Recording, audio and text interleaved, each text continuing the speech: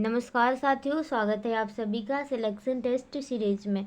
अगर आप nursing field में किसी भी कॉम्पिटिटिव एग्जाम्स की तैयारी कर रहे हैं like not set, RRB, CHO and other, तो यह सेशन आपके लिए काफ़ी हेल्पफुल होने वाला है।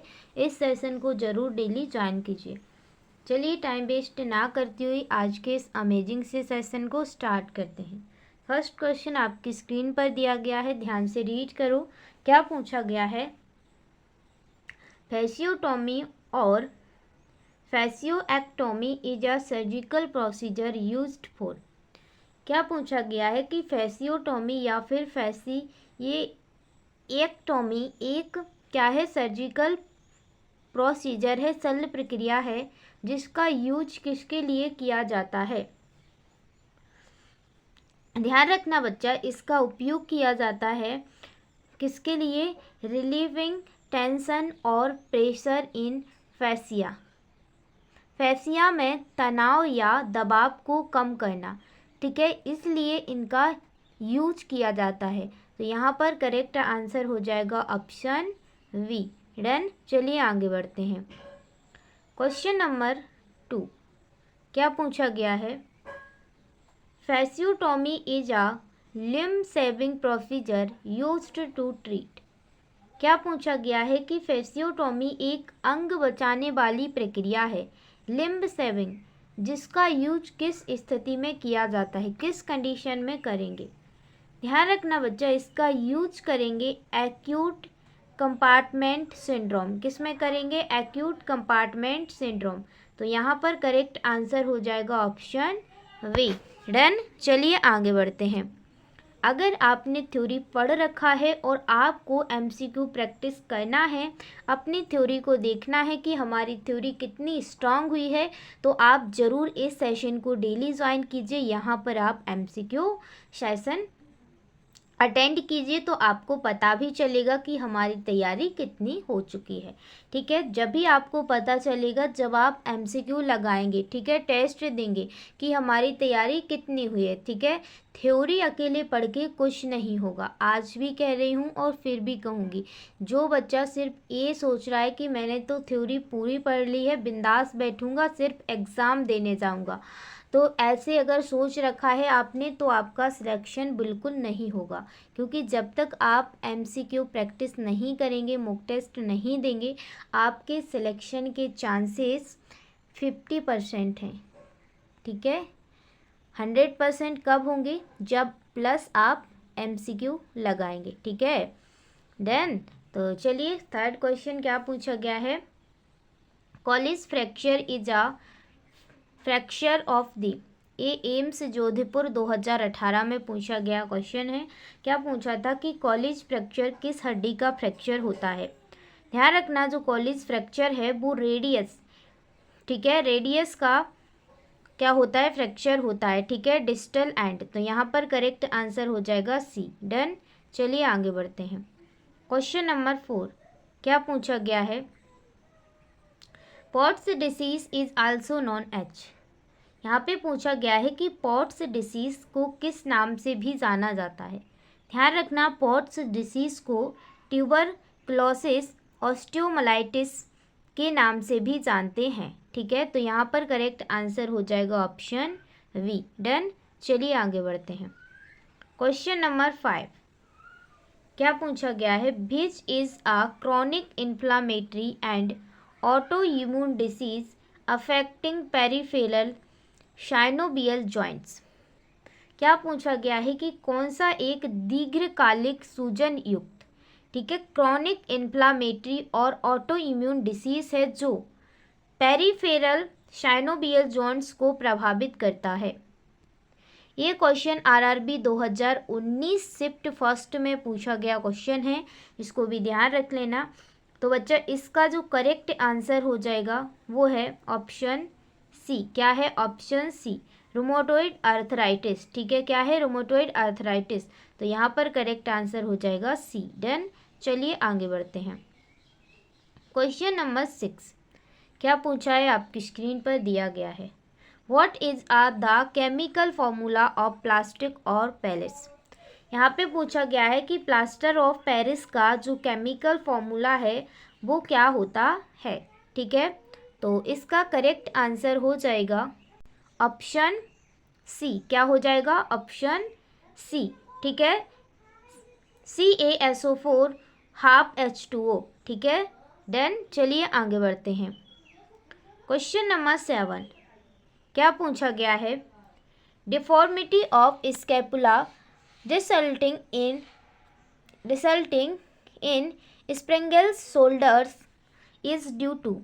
ये GMC छत्तीसगढ़ 2022 में पूछा गया क्वेश्चन है। क्या पूछा था कि स्कैपुला की विकृति, ठीक है, जिससे स्प्रिंगल शोल्डर होता है, किसके कारण होती है? ठीक है, किसके कारण होती है? तो इसका करेक्ट आंसर हो जाएगा ऑप्शन बी। क्या हो जाएगा? Option B, congenital elevation of scapula. Scapula का जन्मजात ऊंचा होना। ठीक है, डन। तो यहाँ पे करेक्ट आंसर है बी। चलिए आगे बढ़ते हैं। क्वेश्चन नंबर 8 क्या पूछा गया है? ध्यान से रीड करो। आ स्प्रिन में बी डिफाइंड बाय। ये UPNHM 2019 में पूछा गया था। क्या पूछा था कि मरोड़ को किस प्रकार परिभाषित किया जाता है? ठीक है, तो ध्यान रखना स्प्रिन को किस प्रकार डिफाइंड करेंगे। तो इसका करेक्ट आंसर हो जाएगा क्या कि injury to ligaments surrounding a joint. जोड़ के चारों ओर लिगामेंट की चोट। ठीक है, लिगामेंट्स की क्या चोट? तो यहाँ पे करेक्ट आंसर हो जाएगा ऑप्शन डी। डन। चलिए आगे बढ़ते हैं। क्वेश्चन नंबर 9 क्या पूछा गया है? A sprain is an injury in. Sprain किसकी इंजरी है? ध्यान रखना स्प्रेन किसकी इंजरी है? लिगामेंट की। ठीक है, ऊपर क्वेश्चन पढ़ा तो option C is correct answer. Question number 10 क्या पूछा गया है? A strain is an injury इन।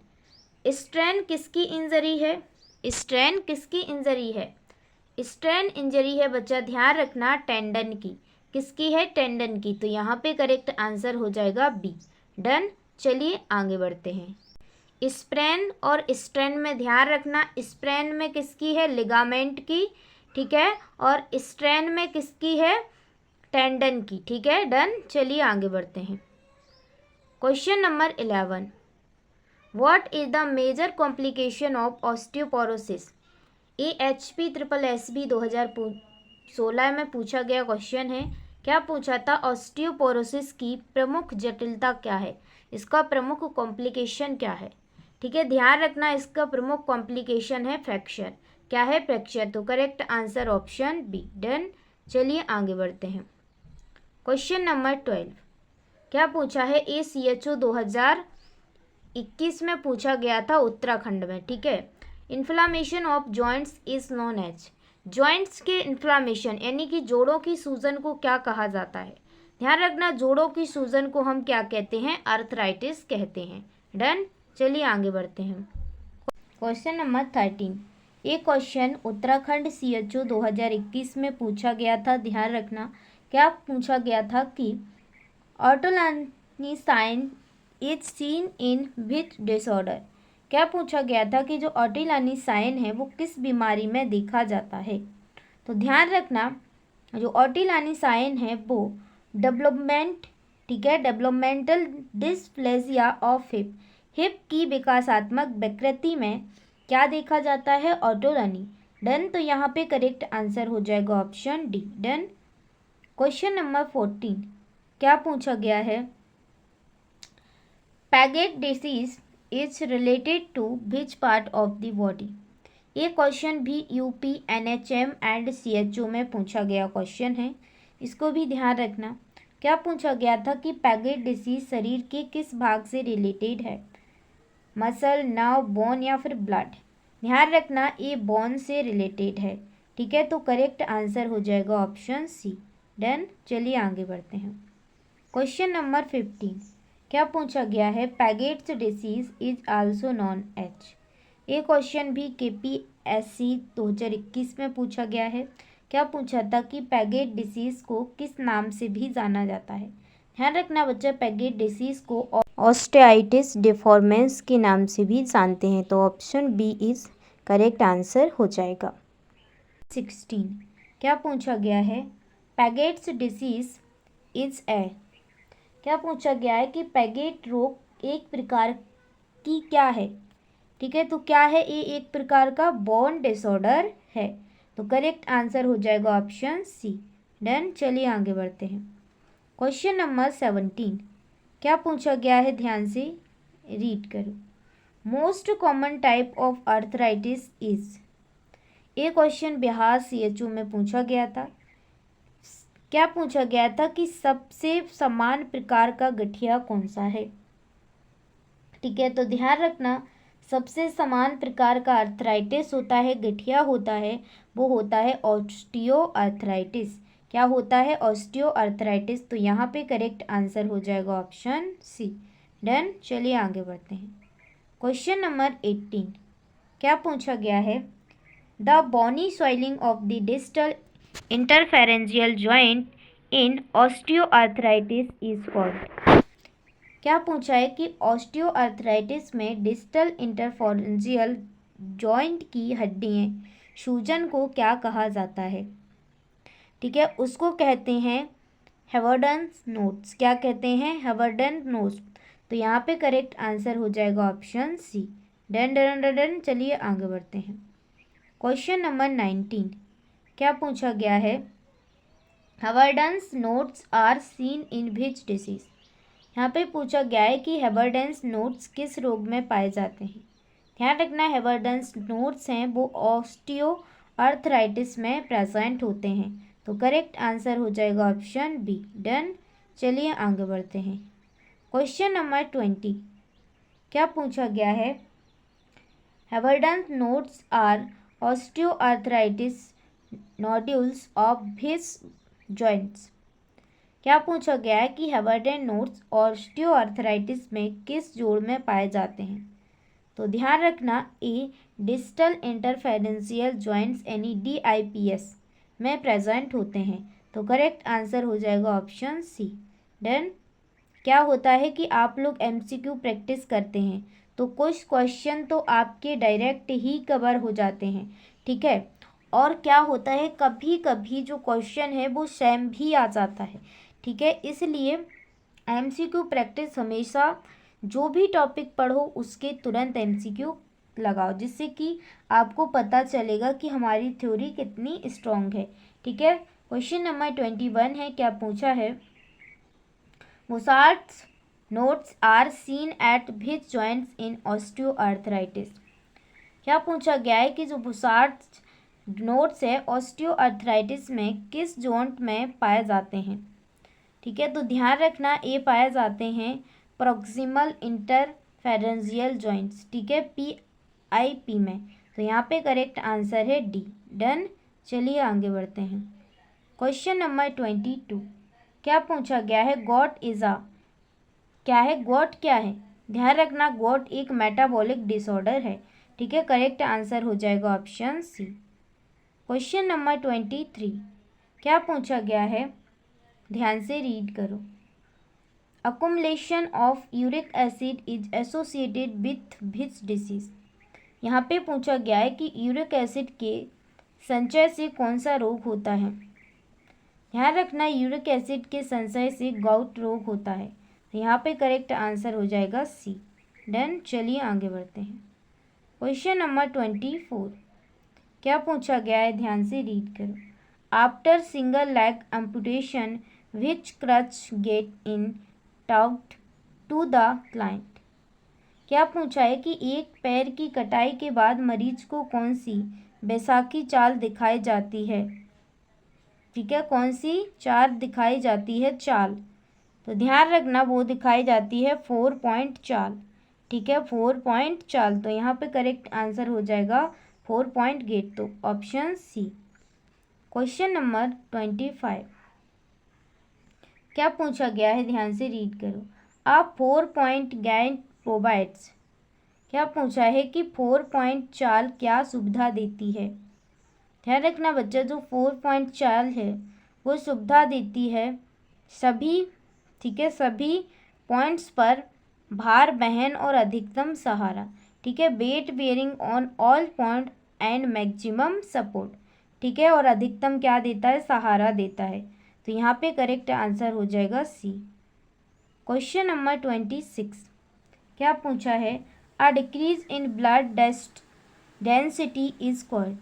क्या पूछा है कि हड्डी की घनत्व में कमी को क्या कहते हैं, डेंसिटी में कमी को क्या कहते हैं। ध्यान रखना, उसको कहते हैं ऑस्टियोपोरोसिस, ठीक है, ऑस्टियोपोरोसिस। तो करेक्ट आंसर हो जाएगा सी। क्वेश्चन नंबर 27 क्या पूछा है, ligament injury is known as. Ligament की चोट को क्या कहा जाता है। ऊपर बताए थे एक क्वेश्चन, ठीक है, तो अब सभी लोगों को पता होगा स्प्रेन लिगामेंट की, ठीक है, ठीक है, लिगामेंट की इंजरी, और स्ट्रेन किसकी, टेंडन की, ठीक है, ध्यान रखना। डन, तो यहाँ पे करेक्ट आंसर हो जाएगा स्प्रेन, अगर टेंडन आता तो फर्स्ट लगाना था। डन। क्वेश्चन नंबर 28 क्या पूछा है, tendon injury is known as, ठीक है, टिक है स्टेन टी फॉर टेंडन, ठीक है, स्ट्रेन टी फॉर टेंडन। तो यहाँ पे टेंडन की चोट को स्ट्रेन कहते हैं। डन, चलिए आगे बढ़ते हैं। क्वेश्चन नंबर 29 क्या पूछा गया है, a fracture line that extends to the entire bone is called. क्या पूछा गया है, वह फ्रैक्चर जिनमें रेखा पूरी हड्डी से होकर गुजरती है क्या कहलाती है, ठीक है, ध्यान रखना, वो कहलाता है कंप्लीट फ्रैक्चर। क्या कहलाता है, कंप्लीट फ्रैक्चर। तो यहाँ पे करेक्ट आंसर हो जाएगा ऑप्शन सी। डन, चलिए आगे बढ़ते हैं। क्वेश्चन नंबर 30 क्या पूछा गया है, ध्यान से रीड करो। Fracture of the distal end of the fibula near the ankle joint is called.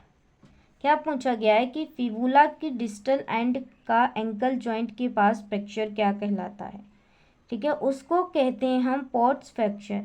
क्या कहते हैं, पॉट्स फ्रैक्चर। तो करेक्ट आंसर हो जाएगा ऑप्शन बी। डन, चलिए आगे बढ़ते हैं। क्वेश्चन नंबर 31 क्या पूछा गया है, ध्यान से रीड करो। High levels of uric acid are found in which compound. क्या पूछा है कि किस यौगिक में यूरिक एसिड की मात्रा अधिक होती है, ठीक है, तो ध्यान रखना, जो प्यूरिन है, ठीक है, उसमें यूरिक एसिड की मात्रा अधिक होती है। डन, तो करेक्ट आंसर हो जाएगा बी। चलिए आगे बढ़ते हैं। क्वेश्चन नंबर 32 क्या पूछा गया है, drug of choice of got is. क्या पूछा है कि गॉट के लिए पसंदीदा दवा कौन सी है। ध्यान रखना, गॉट के लिए जो पसंदीदा दवा है वो एलोप्रिनोन, क्या है, एलोप्रिनोन।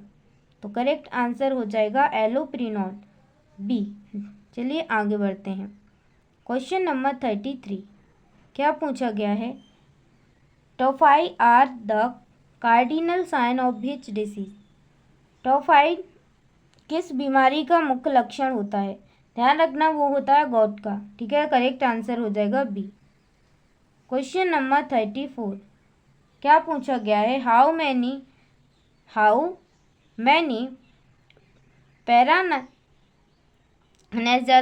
Sinuses are present in human skull. ठीक है, ध्यान रखना कि मानव खोपड़ी में कितनी पैरानेजल साइनस होती हैं। तो ध्यान रखना, उसमें होती हैं 4। कौन कौन सी, एफ से फ्रंटल, ई से एथमोइड, एम से मैक्सिलरी, एस से स्फेनोइड। डन, चलिए आगे बढ़ते हैं। क्वेश्चन नंबर 35 क्या पूछा गया है, ध्यान से रीड करो। The most common form of arthritis is. क्या पूछा है कि गठिया का सबसे समान प्रकार कौन सा है। ध्यान रखना, गठिया का सबसे समान प्रकार है ऑस्टियोआर्थराइटिस। तो यहाँ पे करेक्ट आंसर हो जाएगा सी। क्वेश्चन नंबर 36 क्या पूछा गया है, ध्यान से रीड करो। Osteoarthritis is also known as. क्या पूछा है कि ऑस्टियोआर्थराइटिस को किस नाम से जाना जाता है। ध्यान रखना, ऑस्टियोआर्थराइटिस को डीजेनरेटिव जॉइंट डिसीज के नाम से भी जानते हैं। तो करेक्ट आंसर हो जाएगा ऑप्शन बी। डन, चलिए आगे बढ़ते हैं। क्वेश्चन नंबर 37 क्या पूछा गया है, locking of knee as a syndrome indicates. क्या है कि घुटने का लॉक होना किसका संकेत है। ध्यान रखना घुटनों का लॉक होना संकेत है स्टिफनेस ऑफ नी। क्या है स्टिफनेस ऑफ नी? तो यहाँ पे करेक्ट आंसर हो जाएगा ऑप्शन सी। डन। चलिए आगे बढ़ते हैं। क्वेश्चन नंबर 38 क्या पूछा गया है? Haversian canal is the structural unit of which bone type. क्या पूछा है कि हेवर्सियन कैनाल किस प्रकार की हड्डी की संरचनात्मक इकाई है? ध्यान रखना जो हेबरनियस कैनाल है वो कम्पैक्ट बोन, ठीक है, ठोस हड्डी की संरचनात्मक इकाई है। डन। चलिए आगे बढ़ते हैं। क्वेश्चन नंबर 39 क्या पूछा गया है? ध्यान से रीड करो। Spongy bone is also known as. Spongy bone को किस नाम से जाना जाता है? तो ध्यान रखना स्पंजी बोन को कैंसलेसस बोन के नाम से भी जानते हैं। तो यहाँ पे करेक्ट आंसर हो जाएगा ऑप्शन बी। डन। चलिए आगे बढ़ते हैं। क्वेश्चन नंबर 14 क्या पूछा गया है? ध्यान से रीड करो, ठीक है, ध्यान से रीड करो। Allis sign is associated with. Allis sign किससे जुड़ी हुई है? तो ध्यान रखना बच्चा जो एलिस साइन है वो shorter femur on affected site, ठीक है, प्रभावित पक्ष में फीमर छोटी होना, ठीक है, छोटी होना। डन। चलिए आगे बढ़ते हैं। क्या पूछा गया है? Shape of the sphenoid bone is like. यहाँ पे पूछा गया है कि स्फेनॉइड बोन का आकार कैसा होता है? ध्यान रखना स्फेनॉइड बोन का आकार होता है बैट और बटरफ्लाई, चमगादड़ या फिर तितली के आकार का। Done.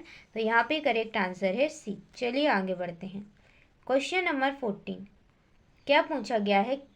Knee cap is also known as. पूछा गया है कि नी कैप को किस नाम से जाना जाता है, ठीक है, या नी कैप बोन ऐसे करके आ सकता है। नी कैप बोन कौन सी है?